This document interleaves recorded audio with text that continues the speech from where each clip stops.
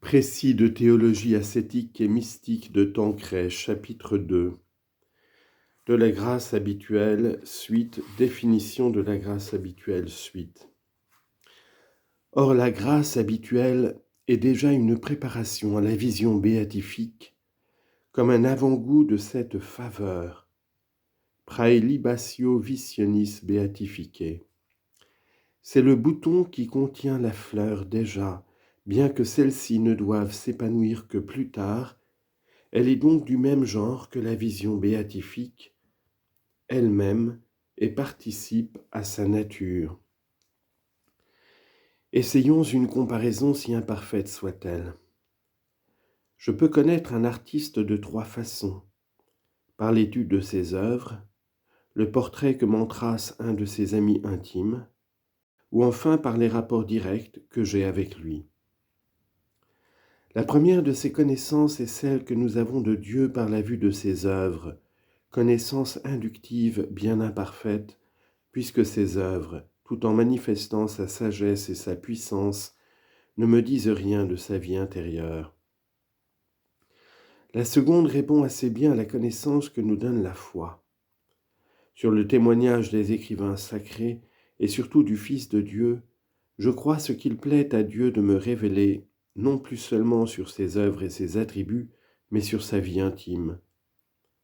Je crois que de toute éternité, il engendre un Verbe qui est son Fils qui l'aime, et qu'il en est aimé, et que de cet amour mutuel jaillit le Saint-Esprit. Sans doute, je ne comprends pas, je ne vois pas surtout, mais je crois d'une certitude inébranlable, et cette foi me fait participer d'une façon voilée, obscure, mais réelle, à la connaissance que Dieu a de lui-même. Ce ne sera que plus tard, par la vision béatifique, que se manifestera le troisième mode de connaissance. Mais, comme on le voit, le second est de même nature, au fond, que ce dernier, et assurément très supérieur à la connaissance rationnelle. Cette participation à la vie divine est non pas simplement virtuelle, mais formelle. Une participation virtuelle ne nous fait posséder une qualité que d'une façon diverse de celle qui se trouve dans la cause principale. Ainsi, la raison est une participation virtuelle à l'intelligence divine parce qu'elle nous fait connaître la vérité, mais d'une façon bien différente de la connaissance que Dieu en a. Il n'en est pas ainsi de la vision béatifique et toute proportion gardée de la foi. Celles-ci nous font connaître Dieu comme il se connaît lui-même, non pas au même degré sans doute, mais de la même manière. Cette participation n'est pas substantielle, mais accidentelle. Ainsi, elle se distingue de la génération du Verbe, qui reçoit toute la substance du Père, et de l'union hypostatique, qui est une union substantielle de la nature humaine et de la nature divine dans l'unique personne du Verbe.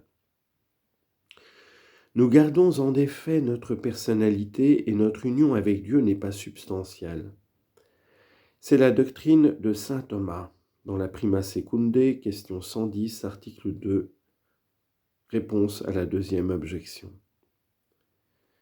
La grâce étant bien supérieure à la nature humaine ne peut être ni une substance ni la forme substantielle de l'âme, elle ne peut en être que la forme accidentelle. Et pour expliquer sa pensée, il ajoute que ce qui est substantiellement en Dieu nous est donné accidentellement et nous fait participer à sa divine bonté.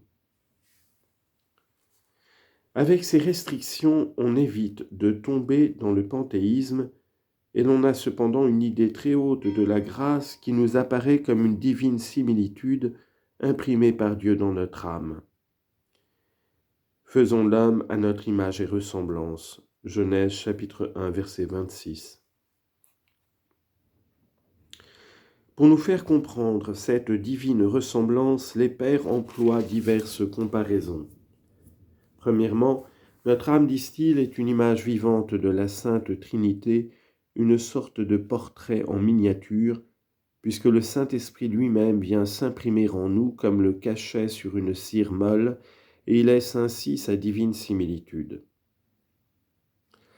Ils ont conclu que l'âme en état de grâce est d'une beauté ravissante, puisque l'artiste qui y peint cette image est infiniment parfait, n'étant autre que Dieu lui-même, comme le dit saint Ambroise.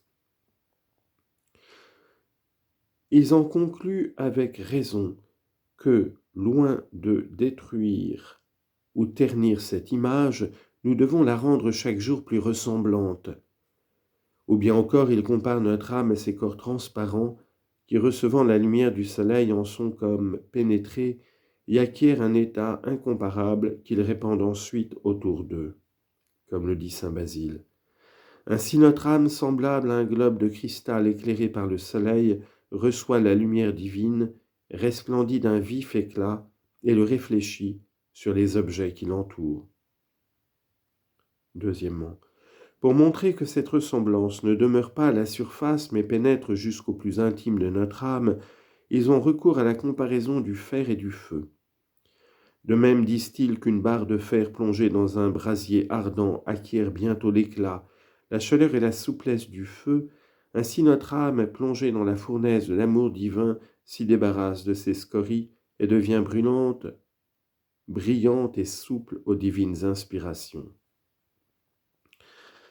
Un auteur contemporain, voulant exprimer l'idée que la grâce est une vie nouvelle, la compare à une greffe divine hantée sur le sauvageon de notre nature et qui se combine avec notre âme pour y constituer un principe vital nouveau et par là même une vie bien supérieure. Mais de même que la greffe ne confère pas au sauvageon toute la vie de l'essence à laquelle on l'a emprunté, mais seulement telle ou telle de ses propriétés vitales, ainsi la grâce sanctifiante ne nous donne pas toute la nature de Dieu, mais quelque chose de sa vie qui constitue pour nous une vie nouvelle. Nous participons donc à la vie divine, mais nous ne la possédons pas dans sa plénitude. Cette divine similitude prépare évidemment notre âme à une union très intime avec l'adorable Trinité qui habite en elle. L'union entre notre âme et Dieu. De ce que nous avons dit sur l'habitation de la Sainte Trinité dans notre âme, il résulte qu'entre nous et l'hôte divin existe une union morale très intime et très sanctifiante. Mais n'y a-t-il pas quelque chose de plus, quelque chose de physique dans cette union ? On dit en note, en théologie, union physique ne veut pas dire union matérielle, mais simplement union réelle. Fin de note. Les comparaisons employées par les pères sembleraient l'indiquer. Un grand nombre d'entre eux nous disent que l'union de Dieu avec l'âme est semblable à celle de l'âme et du corps. Il y a deux vies en nous, dit saint Augustin. La vie du corps est celle de l'âme. La vie du corps, c'est l'âme, et la vie de l'âme, c'est Dieu. Saint Augustin dans son commentaire sur le psaume 70. Ce ne sont là évidemment que des analogies. Tâchons de dégager la vérité qu'elles contiennent. L'union entre le corps et l'âme est substantielle, si bien qu'ils ne forment plus qu'une seule et même nature, une seule et même personne. Il n'en est pas ainsi de l'union entre notre âme et Dieu. Nous conservons toujours notre nature et notre personnalité et demeurons ainsi essentiellement distincts de la divinité. Mais de même que l'âme donne au corps la vie dont il jouit, ainsi Dieu, sans être la forme de l'âme, lui donne sa vie surnaturelle, vie non pas égale, mais véritablement et formellement semblable à la sienne, et cette vie constitue une union très réelle entre notre âme et Dieu. Elle suppose une réalité concrète que Dieu nous communique et qui sert de trait d'union entre lui et nous. Assurément, cette relation nouvelle n'ajoute rien à Dieu, mais elle perfectionne notre âme et la rend déiforme. L'Esprit Saint est ainsi non la cause formelle, mais la cause efficiente et exemplaire de notre sanctification. Cette même vérité se dégage de la comparaison faite par quelques auteurs entre l'union hypostatique et l'union de notre âme avec Dieu. Assurément, la différence entre les deux est essentielle. L'union hypostatique est substantielle et personnelle, puisque la nature divine et la nature humaine, bien que parfaitement distinctes, ne forment plus en Jésus-Christ qu'une seule et même personne, tandis que l'union de l'âme à Dieu par la grâce nous laisse notre personnalité propre, essentiellement distincte de la personnalité divine, et ne nous unit à Dieu que d'une façon accidentelle. Citation du cardinal Mercier. Elle se fait en effet par l'intermédiaire de la grâce sanctifiante, accident surajouté à la substance de l'âme. Or, dans le langage scolastique, l'union d'un accident et d'une substance s'appelle une union accidentelle. Fin de note. Il n'en est pas moins vrai que l'union de l'âme à Dieu est bien une union de substance à substance. On lit en note. C'est au fond la pensée du cardinal Mercier quand il ajoute, citation, « En un sens cependant, cette union est substantielle, car d'une part elle se fait de substance à substance, sans l'interposition d'aucun accident naturel, et d'autre part elle met l'âme en communication directe avec la substance divine, elle met cette substance immédiatement à sa portée comme un bien dont elle a la faculté de jouir, de disposer. » Ainsi s'expliquent les expressions des mystiques qui, avec saint Jean de la Croix, parlent de ces attouchements divins qui ont lieu, de la substance de l'âme à la substance de Dieu, dans le commerce d'une intime connaissance amoureuse. Fin de citation. Le Père Poulain, dans les Grâces d'Oraison, au chapitre 6, a recueilli un grand nombre de textes de contemplatifs sur ce sujet. Fin de note.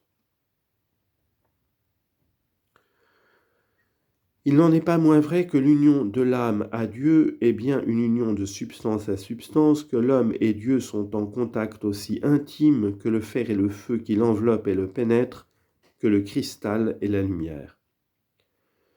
Pour tout résumer en un mot, l'union hypostatique fait un homme Dieu, l'union de la grâce fait des hommes divinisés, et de même que les actions du Christ sont divino-humaines ou théandriques, ainsi celles du juste sont déiformes, faites en commun par Dieu et par nous, et à ce titre méritoires de la vie éternelle, qui n'est autre chose qu'une union immédiate avec la divinité.